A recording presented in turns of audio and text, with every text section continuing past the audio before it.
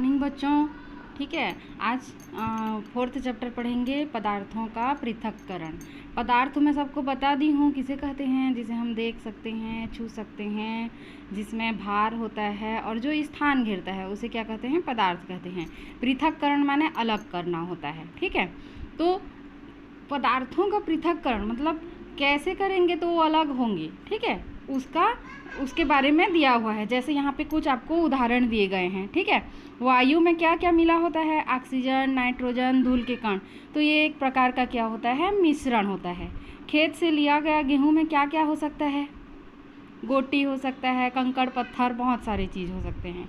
तालाब का पानी, उसमें मिट्टी होगा, छोटे छोटे जीवाणु बैक्टीरिया होंगे। तो क्या है, उसको क्या कहते हैं, अवयव, ठीक है। किसी भी मिश्रण में जो जो चीज़ मिले होते हैं उसको क्या कहते हैं, अवयव कहते हैं, ठीक है। तो हम मिश्रण को कैसे परिभाषित करेंगे, यहाँ है, ठीक है।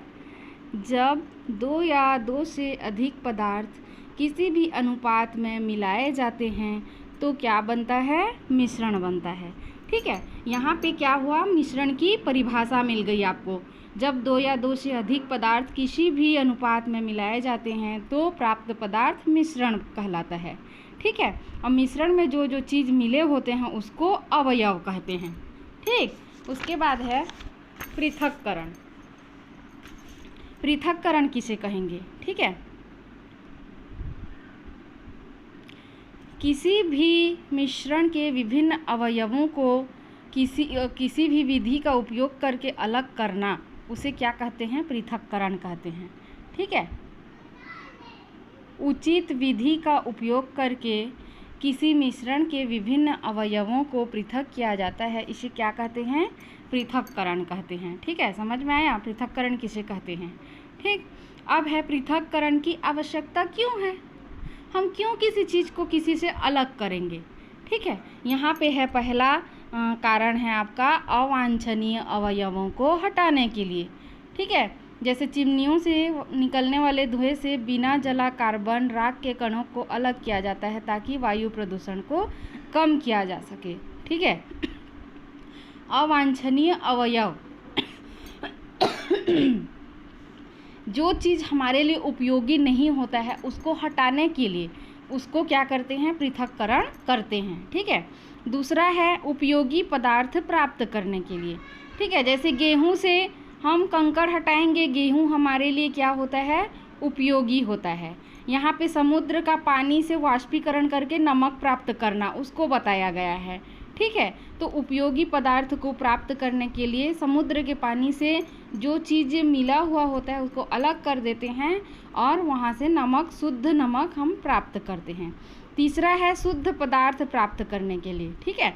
शुद्ध पदार्थ को प्राप्त करने के लिए हम क्या करते हैं, पृथक्करण करते हैं। जैसे यहाँ पे दिया है, गन्ने के रस से शक्कर के रवे प्राप्त किए जाते हैं जबकि अशुद्धियाँ रस में रह जाती है। जो गन्ने के रस से शक्कर बनता है ना, ठीक है, वो जब उसको बनाया जाता है तो अशुद्धियाँ ऊपर उबल के आ जाती है उसमें और शक्कर जो है नीचे तली में बैठ जाता है, उसी को बताया गया है। मतलब कुल मिला के पृथक्करण की आवश्यकता क्यों होती है, अवांछनीय अवयव को हटाने के लिए, उपयोगी पदार्थ प्राप्त करने के लिए और शुद्ध पदार्थ प्राप्त करने के लिए, ठीक है। ये 3 कारण हैं। तो यहाँ पे आपको क्या करना है, इन तीनों का प्रश्न उत्तर लिखना है, ठीक है। ये आपका होमवर्क रहा, ठीक। आगे थोड़ा सा विधि कितना है, पृथक्करण की विधि,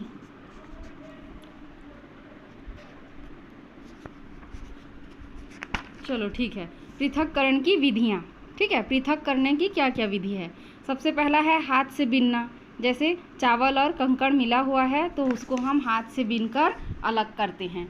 दूसरा है चालना, ठीक है। चालना मतलब आटे में अगर कुछ मिल गया है तो उसको हम चाल कर अलग करते हैं, चालना उसको कहते हैं, ठीक है।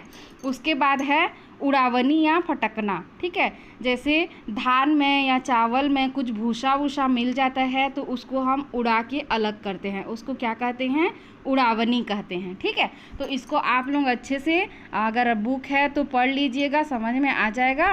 और या फिर यहाँ से पढ़ लेना मैं जो वीडियो बना रही हूँ। ठीक है, ये 3 विधियाँ दी गई है। अगली कौन सी विधि है उसको मैं देख रही हूँ।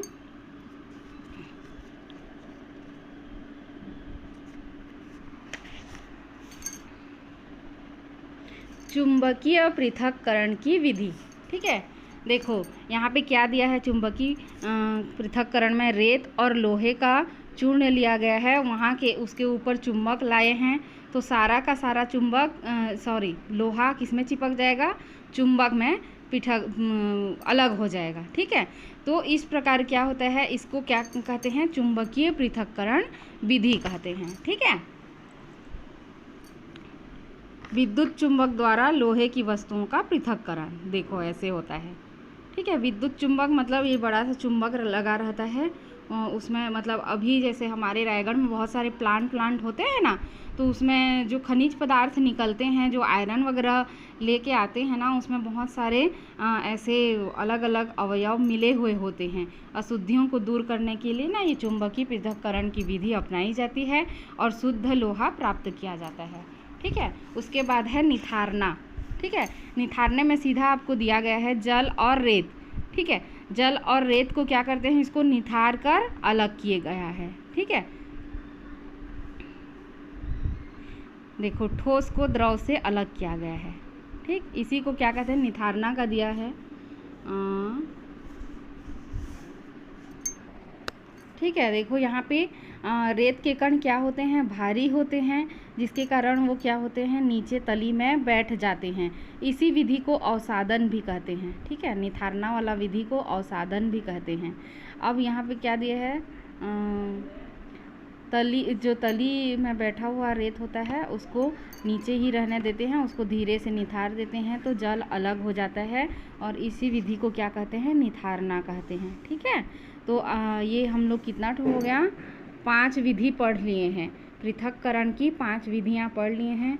इसको आप लोग लिख लेना शॉर्टकट में थोड़ा थोड़ा, और नोट्स बना लीजिएगा। और 4-5 विधि और दिया हुआ है, उसको मैं नेक्स्ट वीडियो में भेजूँगी। ठीक है।